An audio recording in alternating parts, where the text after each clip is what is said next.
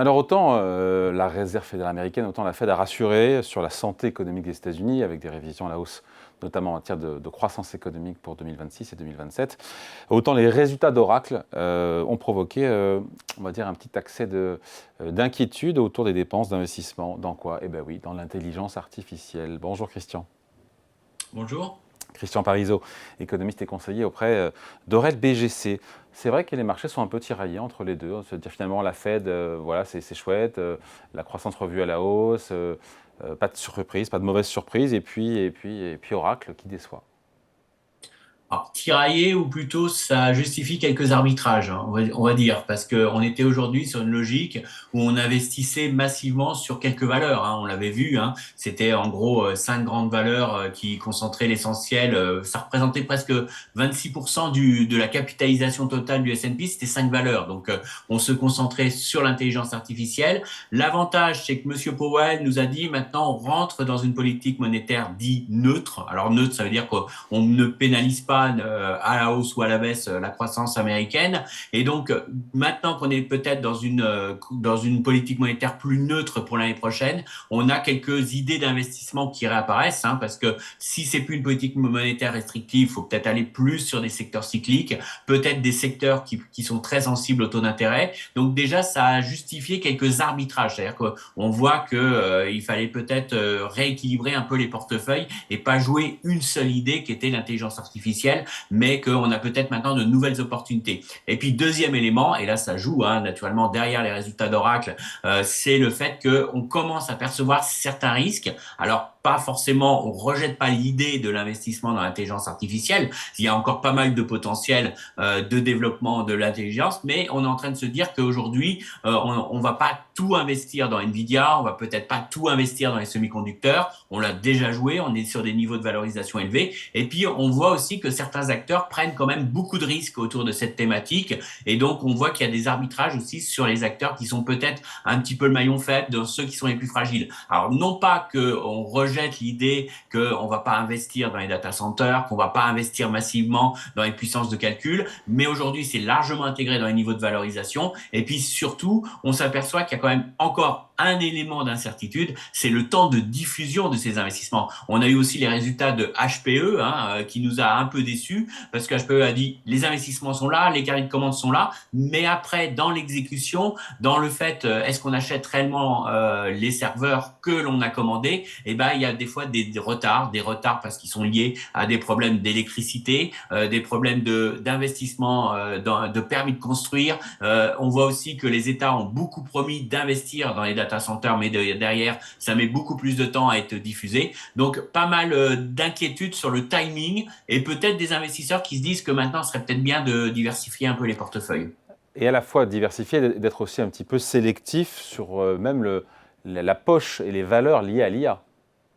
Oui, très clairement. C'est-à-dire qu'aujourd'hui, on est à l'arbitrage autour de cette thématique-là. C'est-à-dire que c'était assez facile d'investir sur Nvidia. Maintenant, Nvidia est quand même cher, est quand même très bien valorisé. Donc aujourd'hui, bon bah, on a acheté ceux qui avaient les pelles, ceux qui ont profité de cet engouement, de ces investissements. C'était facile d'acheter lorsque c'était Microsoft, Alphabet ou Meta qui investissaient parce qu'on sait qu'ils ont les poches pleines. Donc ils pouvaient facilement dire qu'ils allaient investir massivement autour de l'IA. Maintenant, ceux qui investissent sont des gens qui doivent emprunter de l'argent sur les marchés. Donc déjà, c'est un risque supplémentaire et on regarde de très près à quel niveau d'emprunt ils vont emprunter parce que derrière, il faudra rembourser cette dette. Donc déjà, c'est beaucoup plus compliqué. Et puis, on est en train de passer à la seconde phase, qui est maintenant de se dire, bon, on a investi sur la construction des data centers, sur les puissances de calcul. Maintenant, il faut aller investir sur ceux qui vont vendre cette puissance de calcul. Donc, ça va être du Adobe, ça va être du Salesforce. Donc, il faut aller vers les éditeurs de logiciels. Et là, on rejoint la vraie problématique que je vous disais tout à l'heure, c'est-à-dire quel est le temps de diffusion de l'intelligence artificielle au sein des différents acteurs? Est-ce que les entreprises vont aller très vite ou progressivement dans l'utilisation de l'intelligence artificielle? Il y a aussi des blocages. On a le patron d'OpenAI qui nous l'a dit aussi. Il y a un problème de sécurisation de l'intelligence artificielle. Jusqu'à maintenant, c'était la course à avoir le meilleur modèle, le plus performant, le meilleur, mais on commence à voir que ça, c'est bien quand on a des particuliers. Les particuliers, ils vont regarder la performance, les réponses, la pertinence des modèles d'intelligence artificielle, mais les entreprises, eux, ils vont regarder avant tout la sécurité. Est-ce que votre modèle est sécurisé? Est-ce qu'on peut pas caché dans les prompts, dans les indications, les ordres qu'on donne à l'intelligence artificielle, est-ce qu'on peut pas cacher des codes qui pourraient permettre de prendre le contrôle de l'intelligence artificielle et des ordinateurs? Et ça, les entreprises sont beaucoup plus sensibles à ces aspects-là. Et là, pour l'instant, je pense qu'il y a une lacune dans les modèles d'intelligence artificielle.